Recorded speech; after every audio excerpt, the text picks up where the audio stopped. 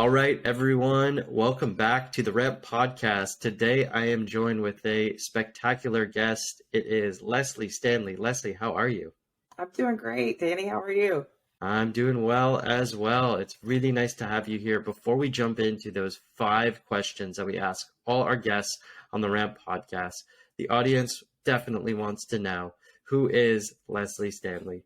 Well, thanks. Sometimes I feel like that can be the hardest question to sum yourself up in just a few words. But I'll start by kind of my familiar roles. I'm a daughter, I'm a sister, I'm the oldest of 3 kids. I am very close to both my parents. Unfortunately, we did lose my dad last year, but still kind of celebrating him and feeling him in our lives. But him and I used to be big buds going to Dallas Mavericks games almost every week. So I'm also a Mavericks fan. I'll put that out there as well. I live in Dallas, Texas with my rescue pup Homer and have a pretty expansive friend network that I love hanging out with, going trying new restaurants, doing fun charity events. I'm also on the board for a Children's Cancer Fund. It's a great foundation here in Dallas where we help kids forget they're sick for just one evening and they get a night of a fashion show with celebrity escorts. And it's just a great time and near and dear to my heart. Love to travel, scuba diver, and a big reader as well. So happy to be here and be sitting down with you today, Danny. Yeah, for sure. We're super excited to have you on the show. I do want to mention first and foremost, so sorry about the loss of your dad. It could not have been easy, and I really appreciate you sharing. And we obviously, that question is typically the hard one. So we'll get the hard one out of the way early and then cruise on. And I share only because I feel like it's happened to a lot of people. And I think when you are able to make a connection with somebody that has gone through something like that, it can make a difference for folks. So for anybody that might be struggling with that, know that you're not alone in those types of things. So thanks for allowing me to share that as well, Danny. Of course, we really appreciate it. Really appreciate it. Well, if you are okay with it, would love to roll into the first of those 5 questions. Yeah, let's do it. All right. Question number 1. What is the best investment an early career salesperson can do for themselves and why? Ooh, there's a lot of things you can do for yourself. And I might start this question by answering it with a little bit about my background and how I got into sales, if that's okay. I actually started out in financial services and operations in my career. And I learned so much throughout my time there. I had to sell ideas every single day. We constantly were trying to get project funding to help build new technology to make people's jobs and lives easier. So one of the lessons in that I think has really helped me be a better salesperson and a better leader is that you've really got to kind of meet people where they are and get to know what they do on a day-to-day basis. It's very easy when you're young in your career to go in and be like, why do you do things like this? This seems broken. We should do this better and easier. And the answer is probably that there is a way to do that. But when you're learning about different areas of a company, people who've been doing that job for a long time can be a wealth of knowledge. So I always say, try to listen more than you speak when you're getting into your career early. The second part of that is when you're in sales specifically, a lot of times, I think young leaders are so excited about the product they're selling. So whether it's a piece of software like I do in my industry today, or it's another maybe consulting service, you want to talk about all the features. We call that feature puking, things that your product can do. If you take the time to listen, your customer or your prospect or your business partner is more likely going to tell you what their business problems are. And you can find a way to help them solve those problems. And when you do, you're going to build credibility that then will be supplemented by those features that your great product has as well. So I would say listening is really key to success in almost any career, but especially sales as you're getting into learning about your buyer and those types of things. That's great advice. And the reason I say it's so great is because oftentimes when you are early in your career as a salesperson, you have this image in your head of what a salesperson should be. Oftentimes that's dictated by what you see or what you've experienced in your life, whether it's an interaction with someone who has tried to really get into the selling part of the sales process, like a car salesman or like Right. a person you get cold call from out of the blue. And you just have this image, or the friend in high school that became a smooth talking salesperson, whatever it is, the interactions, only the negative ones stand out. And you have this image of what you should be doing or how you should be selling. And realistically, the numerous interactions that you don't remember are the great ones that where folks are actually doing listening. And a lot of jobs have an element of sales in it. And when you're early in your career, yeah, the best ones, the ones you should emulate, are those folks who really pay attention to what the prospect or what the buyer is saying, and talk less, 50% less than they think they should.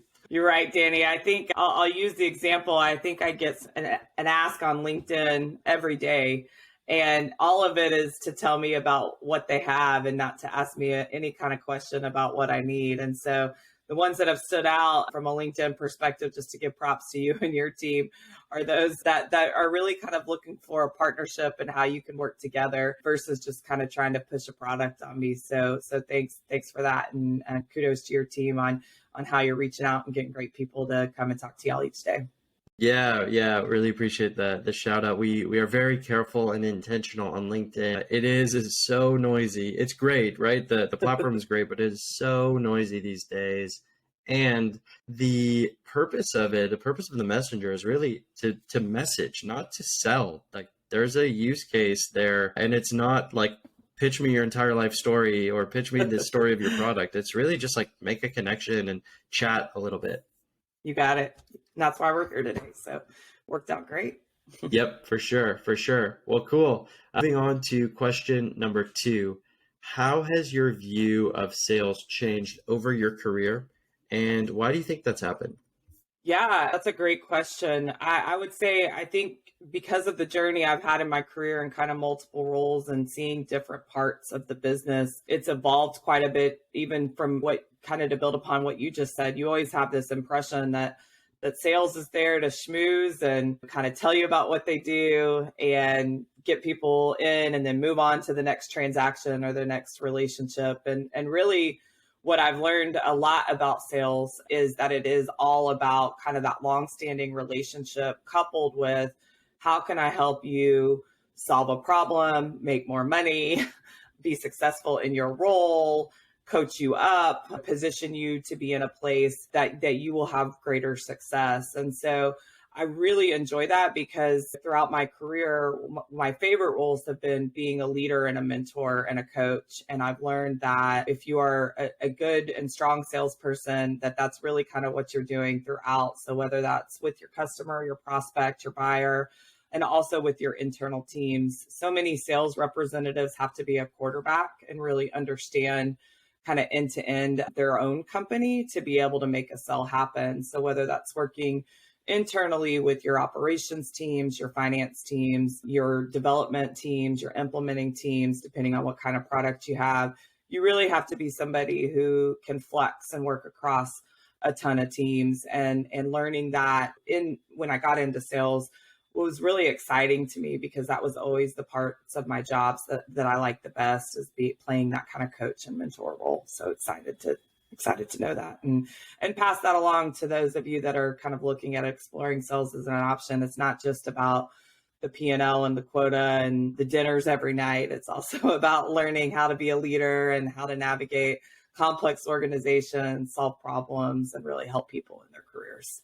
Yeah, I love that. That's profound. Although the dinners can be very fun. Fun. They are very fun. That is not the primary reason to get into sales. And I think you really did nail it, right? The helping others, showing other businesses how to succeed, and really like kind of being honest, right? When you're in a sales process, if you don't have the value that you need to drive to a customer, if they're not a fit, it's okay to just build a relationship and keep that relationship either nurturing or warm, and maybe it comes back in the future. Maybe they're helpful in the future as well. They still have, as somebody who's very much in the industry, I still have a negative taste for folks who pursued me to exhaustion I clearly gave the reason why I wasn't able to sign at this specific time. And the network salespeople, you're selling in tech or in financial services, it's super close. Like everybody knows everybody at some point. So you never know when those relationships come back and how they can be helpful in the future. And I think that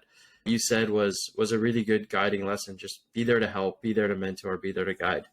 Cool. So question number 3, what is one mistake you made early in your career that shaped the way you operate today? Oh gosh, I'm sure there are plenty of mistakes I could come up with. I'm gonna probably highlight a little one that's a little bit more personal that I think is something to remember. So I spoke about my dad at the beginning. Dad fought lymphoma for 7 years. He was a champion. But when he was first diagnosed, I did not know how to handle it. And it really took over from an emotional perspective that really led to just a lot of trouble at being able to show up to work, getting enough sleep, being able to partner with people across. And really, one of the things I wish I would have done is taken some time away at that point. And I had a boss that offered it.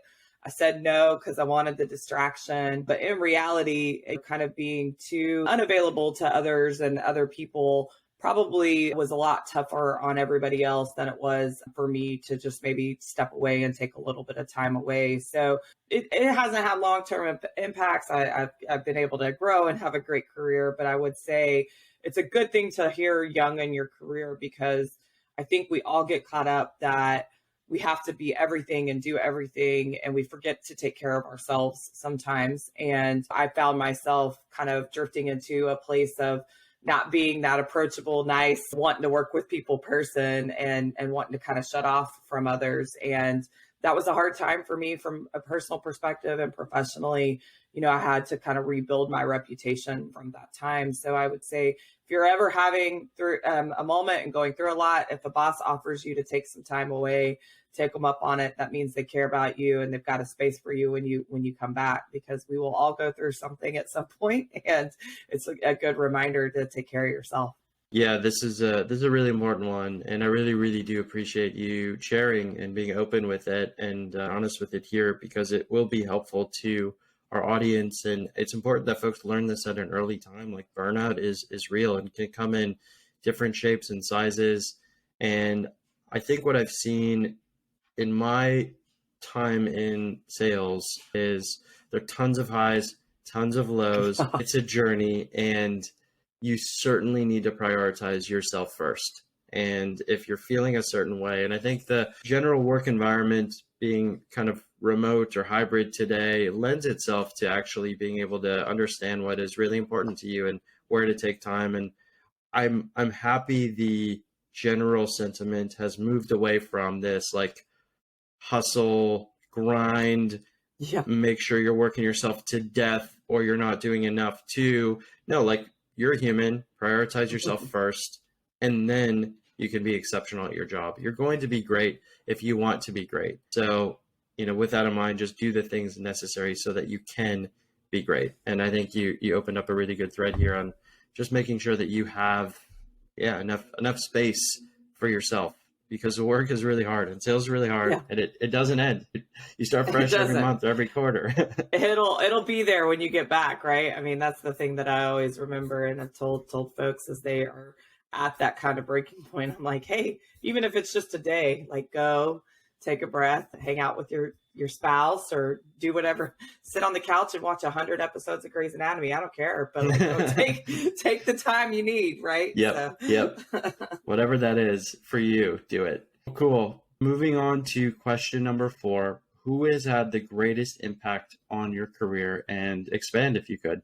Yeah. So I think of 2 people come to mind, and they're people that I am still very dear friends with today, that I just am so fortunate to have them as part of my life. One was a boss of mine for about 8 years, and he was just, and still is, even this week, I got some really great direct feedback from him, but was somebody that always did not shy away from telling you things that you needed to hear. And I thought that was super special too, because being a woman in a pretty male dominated industry, whether we're talking about sales as a role, financial services, software, whatever the case may be. I am typically in the 10 to 20% of people that might be in the room or in the role. And so having a male counterpart who's not afraid to kind of speak up for you on your behalf, but also give you feedback that might make you take a step back and look at things while also recognizing his own privilege in the way that he delivers that has really made a big impact on my life. And so I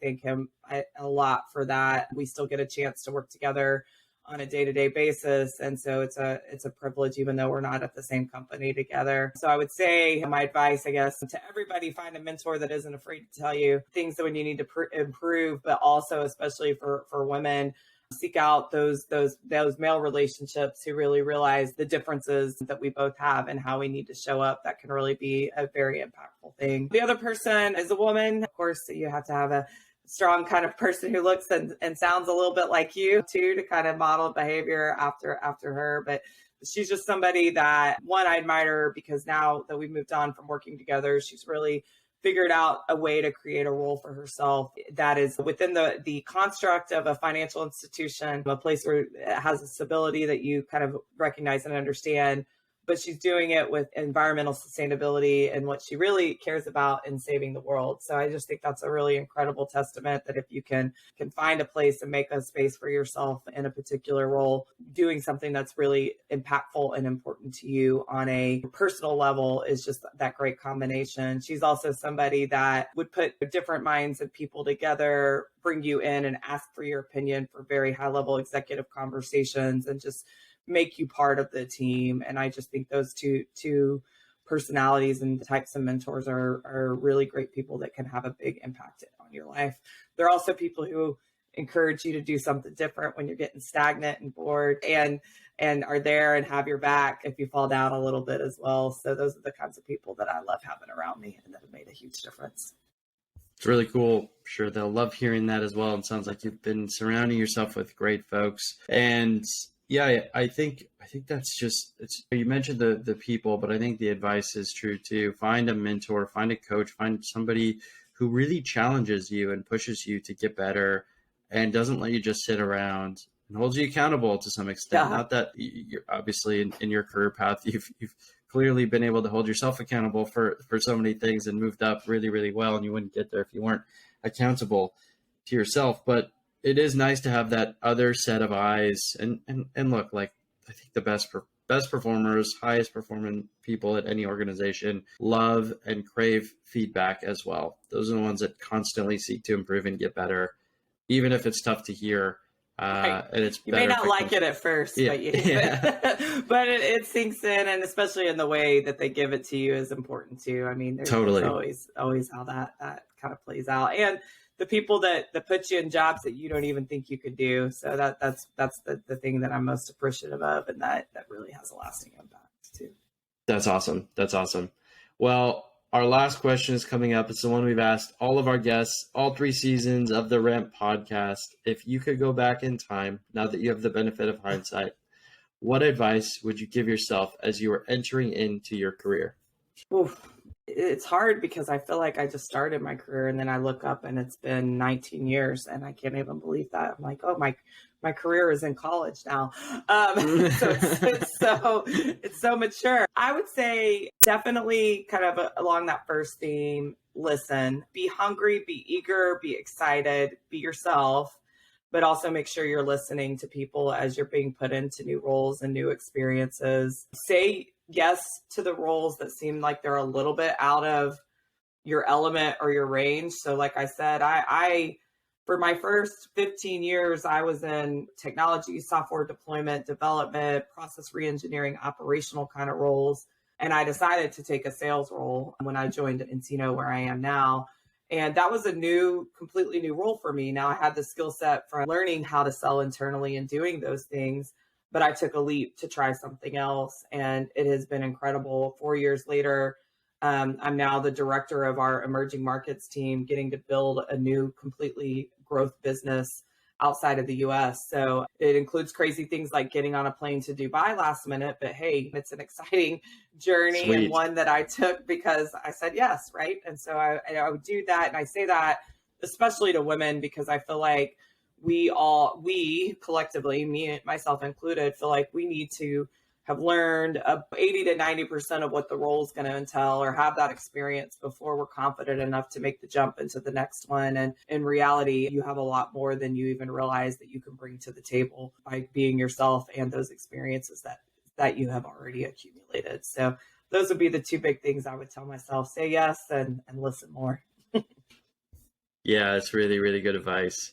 There's a lot in there, and I think you nailed it just across the board. Say yes to the thing you're a little bit uncomfortable with. We've all had those roles that have come to our plates, and we're like, oh no, should I not do it? Am I the right fit for this? That kind of imposter syndrome sets in, and legit, every time I've said yes to a role like that, I've benefited tremendously, good, bad, or ugly, right? Even in the ones that flop, I still benefited because I learned. And then, yeah, just being able to listen and understand folks and hear the guidance that others are giving to you, especially early in your career, is important. I don't know how you were in the early part of your career, but I had this like hard charging attitude early in my career, and was like off to the races and needed to just like get there the fastest, and a little bit more listening from time to time would have benefited me as well. Mowed over a few people in the process that maybe I could have done that a little bit differently, right? Yeah.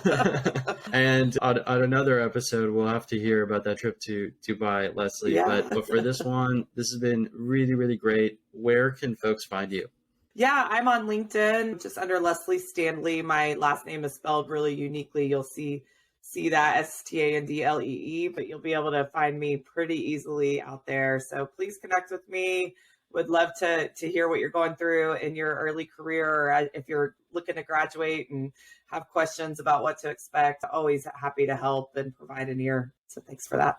Amazing. Well, Leslie, we really, really appreciate your time. Thanks so much for everything that you've dropped on us, all the knowledge, all the wisdom, the guidance, and we hope to see you back here again on the Ramp podcast. But for now, thank you so much.